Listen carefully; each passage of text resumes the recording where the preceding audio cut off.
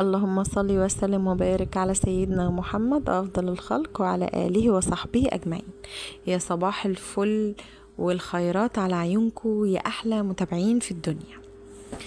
يوم جديد وفيديو جديد وأكلة برضو مش عارفة، مش متذكرة أنا عملتها معاكم ولا لأ، بس أعتقد إن أنا ما عملتهاش، يعني على ما أتذكر إن أنا ما عملتهاش. المهم النهاردة يومنا برضو هيبقى ان انا هعمل معاكم الاكله دي وادردش معاكم شويه عشان وحشتوني بصراحه. ادعوا لي اني خلاص يعني الايام دي مرهقه وتعبانه فيها جدا، بس بحاول على قد ما اقدر والله ان انا اصور لكم اي فيديو اي حاجه بعملها، هحاول ان انا اصورها معاكم عشان ما اجيبش عنكم، يعني عشان انتوا بقيتوا بتوحشوني بصراحة. انتوا بقيتوا عيلتي الجميلة اللي انا بتكلم معاها، حتى لو مش متابعين كتير، بس انا بحب اتكلم معاكم قوي، ببقى مبسوطه على فكره وانا بسجل الفيديو قوي، يعني وانا بسجله دلوقتي حاليا انا بحس ان انتوا سامعيني، يعني انا بحس ان انا لازم اخد بالي من طريقتي، من كلامي، من اسلوبي، من اي حاجه ممكن تتقال، لان انا بحس فعلا ان انتوا في الوقت الحالي كاني لايف، كانكم سامعيني، مش لسه بقى الفيديو ممكن اللي هو يتمنتج تاني او يتعدل تاني، فممكن اغير او امسح او اقص او كده، لا يعني لا، اللي هو دلوقتي بسامعيني، فخدي بالك من كل حاجه بتقوليها، حاولي ما تغلطيش، حاولي اسلوبك يبقى كويس وهكذا. المهم وحشتوني جدا، وتعالوا معايا شوفوا انا هعمل ايه، ويا رب تكون افكار اكلاتي بتعجبكم. انا مش هقول لكم طرقي، لان اكيد في ناس طباخة عني والطرق بتاعتها احسن مني بكتير ومميزة عني بكتير. انا بديكوا افكار مش اكتر بس والله لان انا ببقى قاعدة زيكوا بالظبط، نفس الحيرة بتاعت يا ترى هناكل ايه بكرة. فالنهاردة هعمل معاكم صينية بطاطس باللحمة وبرام رز، بس صينية بطاطس باللحمة مش بعملها بصلصة، بعملها بيضة. احنا بنحبها كده قوي، بنحبها تبقى بيضة، تبقى تحفة بصراحة. طبعا اللي بصلصة جميلة وتسلم ايديكم كلكم وبيبقى طعمها جميل قوي برضو، بس يعني انا عندي هنا بنفضل اللي هو متبقاش عليها صلصة. حتى الفراخ برضو، لو انا بعمل صينية بطاطس بالفراخ برضو بنعملها كده، ما بنحطش صلصة. او انا بصراحة ماشية على طبع جوزي مش بيحب الصلصة، يعني ما بيحبهاش بطماطم وكده، بتبقى تقيلة على معدته وكده، فهو مش بيحبها. فانا خلاص من اول ما اتجوزت وانا اتعودت بقى، اللي هو بقيت عارفة هو بيحب اكل ايه وبعمله، وخلاص انا كمان خدت عليه والله. يعني انا لو اجي دلوقتي اكل مثلا بطاطس باللحمه لو انا هعملها بصلصه، لا مش هعرف احبها ولا اكلها زي ما انا باكلها كده، زي ما انا اتعودت كده. بس كلها يعني نعمه ربنا كلها جميله، ونحمد ربنا على نعمه ربنا كلها لو عيش وجبنه والله. اللهم لك الحمد. اهم حاجه نحمد ربنا.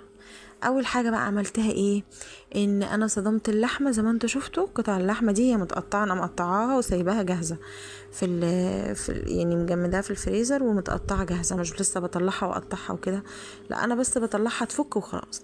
صدمتها في قطعه زبده كده، صدمتها عشان ما كانش عندي دهنه، فصدمتها فيها وسبتها تتشوح بقى، تتشوح كتير، ومعاها ورقه لورا وحبهانيه زي ما انتوا شفتوا كده، وكبابيه صيني، وسيبيها بقى تتشوح براحتها خالص. وبعدين حط لها ميه سخنه، اغلي لها ميه وحط لها ميه، يعني بصي كانك هتسلقيها. انا دي طريقتي فيها بصراحه.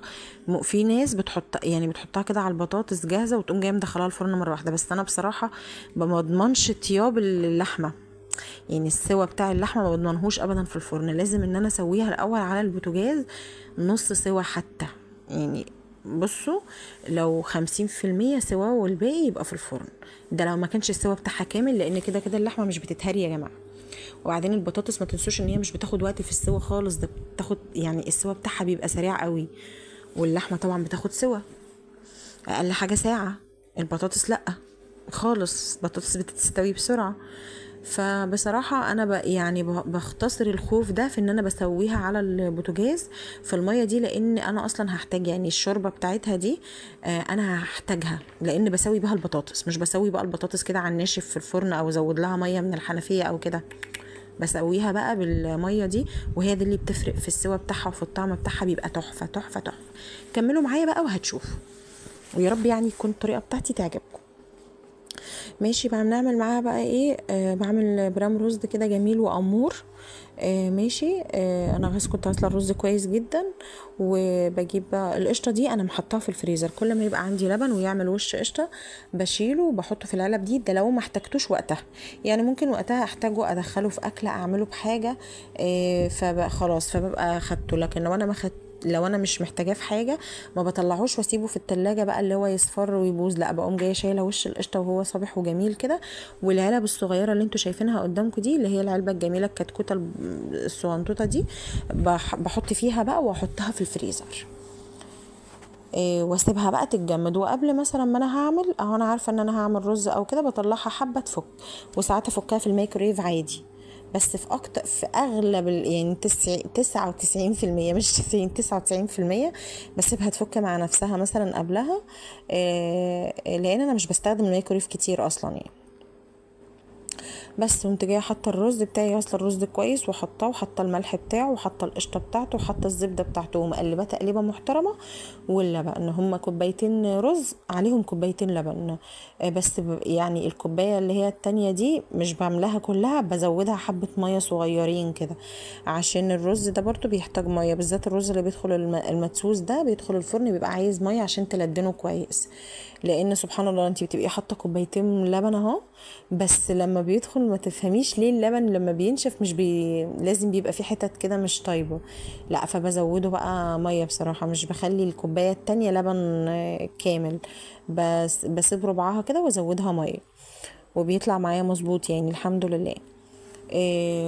وبدعك، بس اهم حاجه ان انا بدعك الرز بالقشطه كويس جدا، عشان ده بيفرق قوي قوي قوي في الرز دي. بصي بيطلع من الفرن والله اقسم لك بالله، جربي ان انت تدعكي الرز قبل ما تدخليه في الفرن بالقشطه، بصي هيطلع تحفه معاكي، حتى لو عارفه مش حاطه له سمنه بلدي، القشطه دي بتفرق قوي، لان كده كده اعتقد لما القشطه بتدخل الديب فريزر اصلا هي لوحدها بتتحول سمنه، يعني انت لو طلعتيها وفضلت تخضيها كتير او كده الطريقه بتاعتهم في الاخر هتبقى معاكي سمنه، فبتبقى حلوه قوي بجد. بدعك بقى الرز كويس قوي بالقشطه، والملح بحط بقى الملح حسب كمية الرز برضو، ما انا مش كله هيعمل كوبايتين رز، زي في ناس هتعمل كوباية، في ناس تعمل 3 كوبايات، في ناس تعمل 4، حسب برضو يعني عدد افراد الاسرة يعني. انا عن نفسي بعمل كوبايتين وبيتبقى منهم والله، فبعمل الكوبايتين الرز دول وعليهم الكوبايتين المية، بس بقلب الرز كويس بالقشطة والملح والزبدة او السمنة البلدي، وبقلبه كويس قوي زي ما انتوا شفتوني كده، وبحط اللبن بقى، ومش بصوا انا مش بنقعه، لو في وقت ان انا اسيبه فيه منقوع شويه سيبيه والله هيبقى برضه النتيجه بتاعته تحفه. لو ما عندكيش وقت يا حبيبه قلبي دخليه الفرن على طول وهيطلع معاكي زي الفل، بس اهم حاجه قشطته بتبقى تحفه، بتديكي نتيجه جميله قوي. ماشي. وهنا الرز بتاعنا كان خلاص عملته، وسبت اللحمه بقى على جنب مع نفسها كده، بقى حطيت لها الميه السخنه زي ما انتوا شفتوا بعد ما اتشوحت كويس قوي، بس ما حطيت لهاش ملح، انا بحط لهاش ملح بقى خالص في السوا بتاعها ده خالص. ودخلت الرز بقى في الفرن وقلت مع نفسه كده على ما تكون هي ايه استوت. بصوا هنا بقى اللي انا بعمله ايه بقى في البطاطس بتاعتي، قطعت بطاطس قدامكم اهو، قطعتها وغسلتها زي ما انتوا شايفين. ماشي. ايه اللي انا بعمله، جبت بصلايه وقطعتها شرايح، وحطيت ملح وفلفل، الشطه بقى دي اختياري، عايزه تحطي شطه حطي، بتاكلوا يعني شطه في الاكل حطي، ما بتاكلوش وبتتعبكوا او توجع معدتكوا ابعدي عنها خالص، احنا بنحبها يعني، بس ولو بتحطي ما تزوديهاش قوي برضو عشان الاكل لو عندك اطفال او كده. فانا حطيت اللي انا حطيته ملح وفلفل وشطه، الملح الفلفل ده حتى كانوا يعني كانوا اخر حبه، بس انا لما جبت بقى المره اللي بعدها يعني لما انا نزلت جبت ما جبتش فلفل مطحون، يعني انا جبت فلفل حصى هاتوا يا بنات معلومة، مش معلومة بقى، في اكيد ناس كتير بتعمل كده، بس انا ما كنتش بعمل كده بصراحة، وعملت كده وعجبتني قوي. فلفل حصى وكمون حصى، واصحنيه انتي في البيت. بصوا بيبقى حلو قوي بجد، قوي احسن من الفلفل المصحون ده مليون مرة. هو والكمون حلو قوي. هاتيه حصى من العطار واصحنيه انتي عندك في الكبة بتاعتك، او اللي بصي المطحنة اللي هي بتيجي مع الخلاط بقى. بصوا تحفة، وريحته نفاذة ونكهته فظيعة بجد. بصوا قعدت بقى نعمل ايه بقى. البصل الخطوة بتاعته اللي لازم تعمليها قوي عشان النتيجة تبقى حلوة. البصل ده انا قطعته شرايح، حطيت الملح، حطيت الفلفل، حطيت شطة، وقعدت بقى بصوا ادعك في البصل، بطلع روحه بجد. طلعي روحه، دبليه، خليه يدبل. شفتي كأنك لما بتحطيه على النار وتسيبيه يدبل كده، لا انتي دبليه بايدك بقى لدرجة ان هو ينزل مية يعني. لازم البصل تعملي فيه كده، لازم. اوعي تقطعيه شرايح كده وترميه عليها، لا مش هيديكي نتيجه حلوه بجد والله بامانه. افضلي دعاكي في البصل ده بالملح والفلفل كده لحد ما خلاص تلاقيه بقى دايب كده معاكي وطري، ولونه كمان بيتغير، بيدبل يعني. ماشي، وينزل ميه كده. بصوا بقى بيخلي طعم البطاطس تحفه بجد. وبصي مع البطاطس وحطيه، دعكته في البطاطس بقى. بعد ما خلصت انا طبعا كنت قفلت الفيديو ورجعت لكم تاني بعد ما دبلته خالص. انا قعدت ممكن نص ساعه اصلا، اللي هو بدعكه بس دعك كده. اصل انا بصوا ايديا اليمين دي يعني ما بعرفش ان انا اتك عليها وقت طويل، فبتاخد وقت معايا قوي على ما بعمل الحاجه، عشان انا كنت يعني عامله عمليه فيها، فبتبقى تعباني قوي، فبريحها بعمل. عشان كده بفصل الكاميرا وارجع لكم تاني. بصوا بقى اهو، ودعكت بقى البطاطس حلو جدا جدا بالبصل والملح والفلفل ده زي ما قلت لكم. ولو في شطه عايزه تحطي مش عايزه تحطي ده اختياري، براحتك خالص. ماشي، كانت اللحمه استوت زي ما انتوا شايفين اهو. حطيتها على وش البطاطس عشان ادخل الفرن بقى.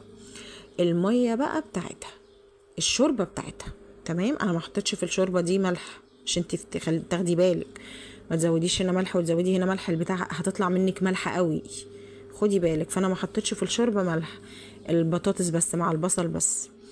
بصوا غطيت بقى الماء. بصوا بقى الشوربه بتاعتها دي تحفه بقى، تدي معاكي نتيجه هايله جدا.